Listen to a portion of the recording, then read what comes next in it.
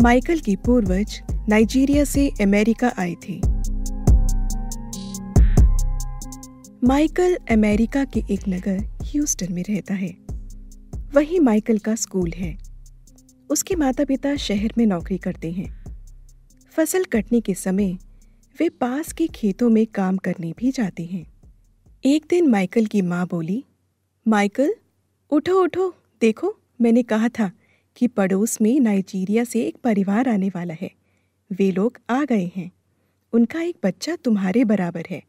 जाओ उससे मिलो। माइकल को भी कई दिनों से प्रतीक्षा थी इन लोगों के आने की। माँ ने ये भी बताया कि ये अफ्रीकी परिवार नाइजीरिया देश से आने वाला है।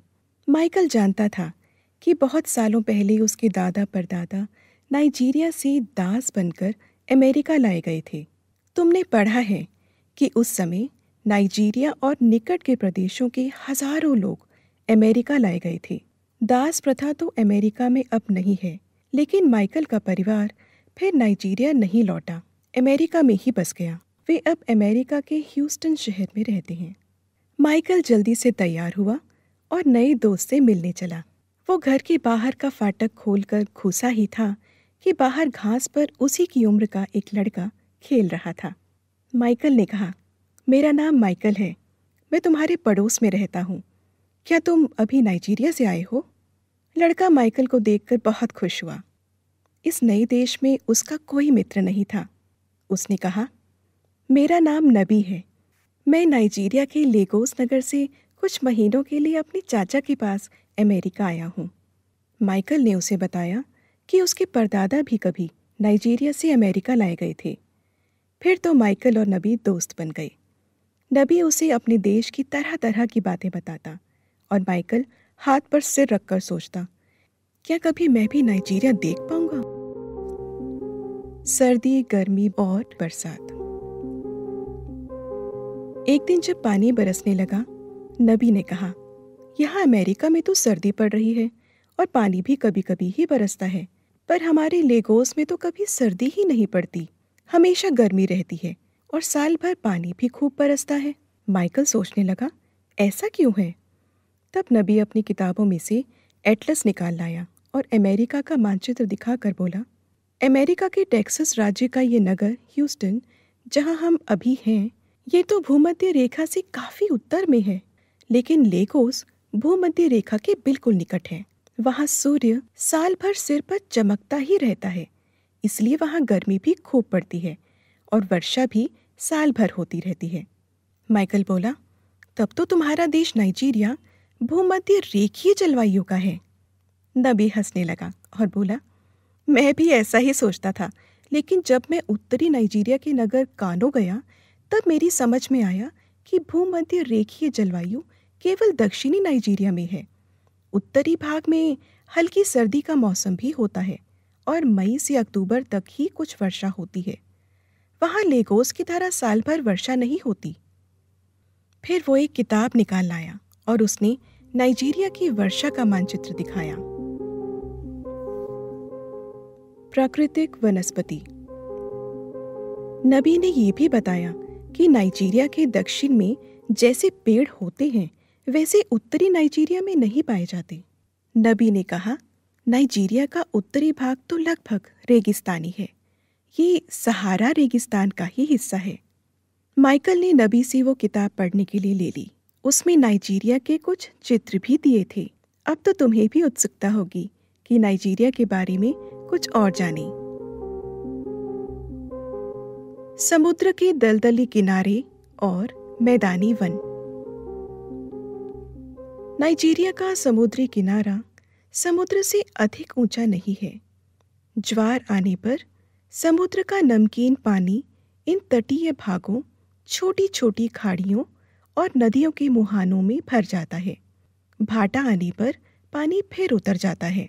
ऐसे तटीय भागों में नमकीन पानी से बने दलदल के कारण मैंग्रोव नामक वृक्ष बहुतायत से होते हैं।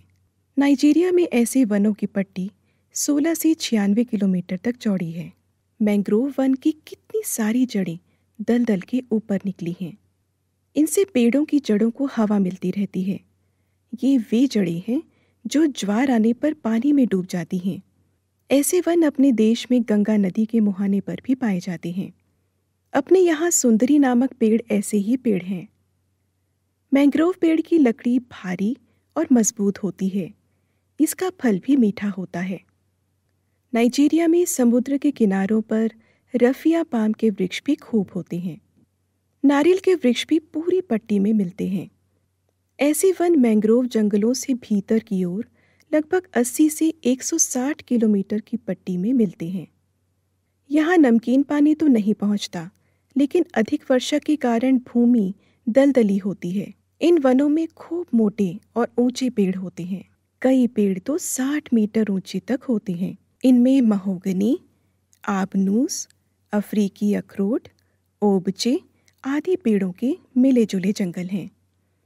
एबोनी की लकड़ी काली, रेडवुड की लाल और साइकामोर पेड़ की लकड़ी सफ़ेद होती है। अपने देश में तो अधिकतर भूरे रंग की लकड़ी होती है। इस लकड़ी की मांग विदेशों में, विशेषकर यूरोप में बहुत है, क्योंकि ये बहुत भारी और मजबूत होती है। पहले तो इससे जहाज और नावें बनाई जाती थी। रेल की पटरियों के नीचे इसकी लकड़ी के लट्ठे बिछाए जाते हैं। लकड़ी नाइजीरिया देश का मूल्यवान धन है। इसे विदेशों में बेचकर वे धन कमाते हैं, लेकिन वनों की कटाई से कई समस्याएं भी हो रही हैं। उत्तरी नाइजीरिया की सवाना तथा सूखे प्रदेश। ये तो हुई समुद्र तट के वनों की बात, लेकिन तुम जानते हो कि नाइजीरिया में भीतर की ओर वर्षा कम होती जाती है। इसलिए यहाँ दूर दूर पर पेड़ उगते हैं, बीच में घास उगाती है। यही सवाना प्रदेश है। यहाँ के पेड़ बहुत ऊंचे भी नहीं होते। नदियों के पास जहाँ पानी अधिक मिलता है, पेड़ अधिक संख्या में और नज़दीक नज़दीक उगाते हैं। तुमने सोचा कि सवाना प्रदेश में पेड़ों के बजाय घास अधिक क्यों होती है? पेड़ों को तो ज़्यादा पानी चाहिए। कम वर्षा में घास ज़्यादा उग पाती है, लेकिन घास तो तुमने देखा होगा कि बरसात होने पर तेज़ी से उगती है और सूखा मौसम आने पर सूख कर खत्म हो जाती है। फिर अगले साल नई घास उगती है। यही सवाना प्रदेश में भी होता है। सवाना के गर्म प्रदेश की घास कड़ी और सूखी सी होती है। ठंडे प्रदेशों जैसे ईरान, पोलैंड, फ्रांस की तरह मुलायम और रसीली नहीं। इसलिए बड़े पैमाने पर सवाना प्रदेशों में पशुपालन नहीं होता था। फिर भी कुछ कबीलों का धंधा पशुपालन है। ये लोग गाय पालते हैं। यहाँ पशुपालन अब विकसित किया जा रहा है। असली नस्ल के दुधारू जानवरों को पालने का इंतज़ाम किया जा रहा है। उत्तर में ज्यों-ज्यों वर्षा कम होती जाती है, वनस्पति भी बदलती जाती है। छोटी घास और छोटे पेड़ दिखने लगते हैं। पेड़ भी छाते की तरह फैले हुए हैं। तुम यदि ग्वालियर या राजस्थान गए हो तो देखा होगा कि वहाँ भी छोटे कांटों वाले पेड़ और कांटों वाली झाड़ियाँ और बीच बीच में घास होती है, क्योंकि वहाँ भी वर्षा कम होती है। नाइजीरिया के प्राकृतिक हिस्से। नाइजर का डेल्टा। माइकल ने नाइजीरिया के वनों और सवाना प्रदेशों की बात तो पढ़ ली, लेकिन वो सोचने लगा कि यूरोप के लोग इन जंगलों में कैसे घुसकर लोगों को बटोर कर दास बना लेते थे। नबी ने बताया कि गिनी की खाड़ी के तट पर तो दलदल, घने वनों, घंघोर वर्षा और ज्वार भाटा के कारण भीतर घुसना बड़ा कठिन है। मुहाने के पास रेत के अनेक छोटे छोटे द्वीप हैं। किनारे का मैदान भी ऊंचा नीचा है। यूरोप के लोग जब नाइजीरिया के तट पर समुद्री मार्ग से आए तो इन्हीं बाधाओं के कारण भीतर तक नहीं आ पाते थे। फिर कुछ बंदरगाह बने जहां जहाज रुकने लगे और छोटे जहाज नाइजर नदी से भीतर तक जाने लगे। यहीं पर दास इकट्ठा किए जाते और अमेरिका भेजे जाते थे। बाद में इन्हीं बंदरगाहों से लकड़ी तथा सामान बाहर भेजा जाने लगा। माइकल ने मानचित्र निकालकर नाइजर नदी को देखा। नाइजर नदी तो किनारे पर कई शाखाओं में बंटकर गिरती है। नदी के ऐसे मुहाने को डेल्टा कहते हैं। नदियों की घाटियां तथा पठार। नाइजीरिया के समुद्र तट के भागों में लगभग 120 मीटर ऊंचाई है। इस मैदान से धीरे धीरे ऊंचाई बढ़ती है। कुछ उत्तर में जाने पर यरूबा तथा ऊदी पठार आते हैं, जिनकी ऊंचाई लगभग 300 मीटर है। इन घाटियों के उत्तर की ओर जोस पठार है। ये लगभग 1200 मीटर ऊंचा है। पठार पर पहुंचने के लिए कगार पर चढ़ना होता है। उत्तर पूर्व में फिर छोटे छोटे कगारों से उतरना होता है। यहाँ चाड़ झील है। नाइजीरिया की खेती। नबी से मिलने माइकल कई दिन नहीं आया तो नबी उसके घर गया। माइकल ने बताया कि उसके माता पिता कपास के खेतों में काम करने गए हैं, इसलिए उसे घर पर रहना होता है। नबी ने आश्चर्य से पूछा, तो क्या यहाँ अमेरिका में भी कपास होती है? माइकल ने पूछा, क्या नाइजीरिया में भी कपास होती है, जो तुम इतने आश्चर्य से पूछ रहे हो?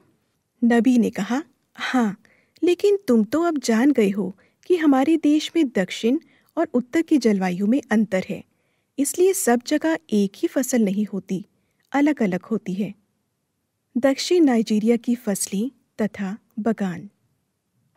माइकल ने चॉकलेट निकालकर नबी को खिलाई। नबी ने पूछा, तुम्हें पता है ये चॉकलेट मिठाई कोको से बनती है? माइकल बोला, ये तो मुझे मालूम है, लेकिन मैंने इसका फल कभी नहीं देखा।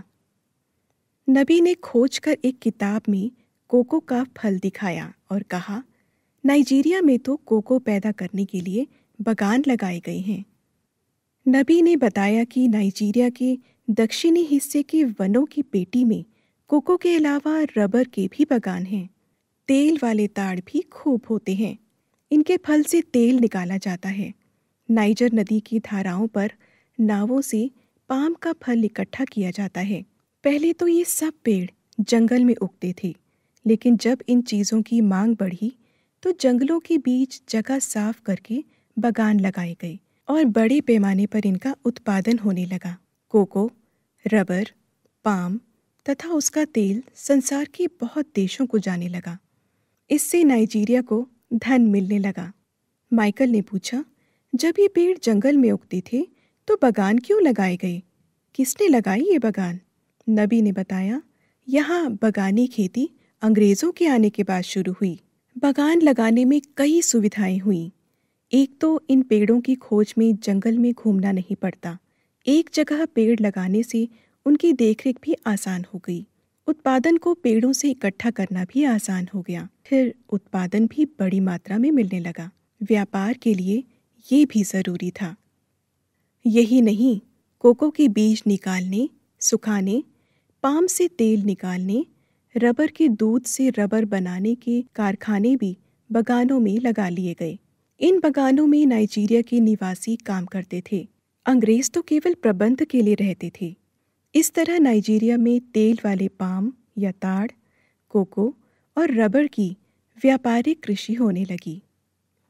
पाम तेल, कोको और रबर के व्यापार का लाभ भी अंग्रेज लेते थे। नाइजीरिया के लोग तो कृषि मजदूरों की तरह काम करते थे। अंग्रेज़ों के समय में अपने देश में भी चाय, कॉफ़ी के बागान लगाए गए और व्यापार के लिए ये चीज़ें पैदा की जाने लगी थीं। 1960 तक नाइजीरिया अंग्रेज़ों के अधीन रहा, लेकिन 1960 में जब नाइजीरिया स्वतंत्र हुआ तब बगान और बगान की उपज का व्यापार धीरे धीरे नाइजीरिया के लोगों के हाथ में आया। माइकल नबी से बोला, अच्छा, ये तो विदेशों में बिकने वाली चीज़ें हुईं।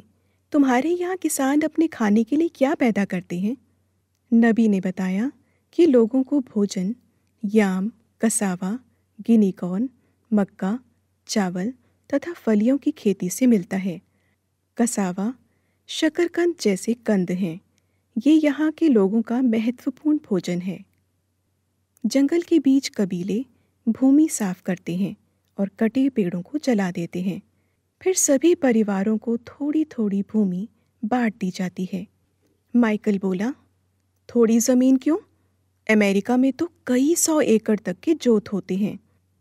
नबी बोला, अमेरिका में भूमि मशीनों जैसे ट्रैक्टर से जोती जाती है और उत्पादन व्यापार के लिए होता है। नाइजीरिया में किसान सिर्फ परिवार की ज़रूरत के लिए अनाज उगाते हैं।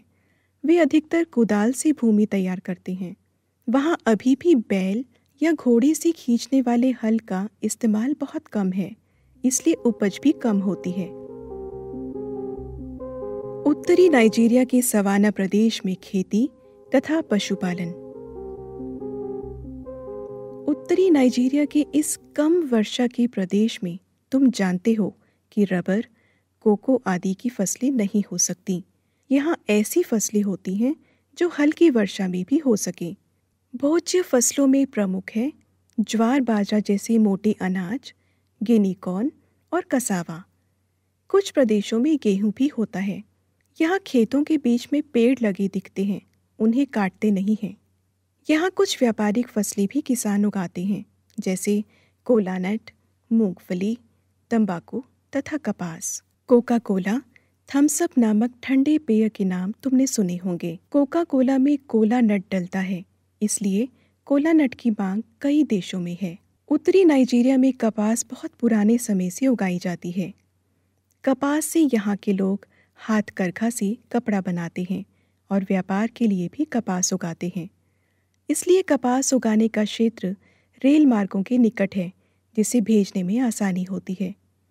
अब तो नाइजीरिया में कपड़ा बनाने के कारखाने भी लगाए जा रहे हैं।